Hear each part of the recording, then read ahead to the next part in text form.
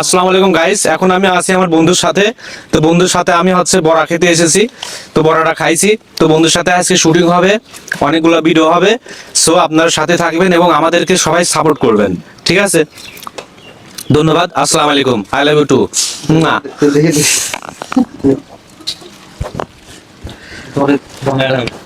আসসালামু আলাইকুম, হ্যালো বন্ধুরা, আমরা একটা নতুন কন্টেন্ট নিয়ে হাজির হয়েছি। তো যাই হোক, আমাদের মাঝে দেখতে পাচ্ছেন, আমাদের মাঝে আমার বন্ধু নাম হচ্ছে রিপন।